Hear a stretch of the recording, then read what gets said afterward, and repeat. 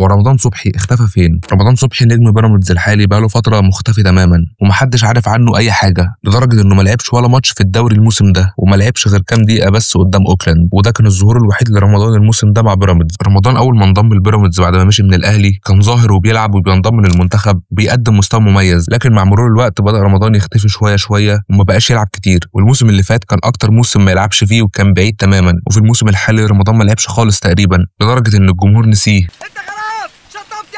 ودلوقتي الجمهور بدأ يفتكره تاني ويسأل هو فين رمضان صبحي؟ عشان كل ما تيجي سيرة رمضان تبقى مشكلة. رمضان صبحي بياخد منشطات، رمضان صبحي اتوقف، رمضان صبحي عنده قضية معرفش مع مين، رمضان صبحي بعت واحد يمتحن مكانه، وهي دي الأخبار اللي بتتقال عن رمضان صبحي كل ما تيجي سيرته، لدرجة إن طلعت أخبار تانية إن رمضان خلاص هيمشي من بيراميدز لأن المدرب يوريتيتش مش عايزه، لأن حتى بعد ما إبراهيم عادل مشي رمضان برضه مش بيلعب والمدرب بيلاعب أحمد عاطف قطة عليه.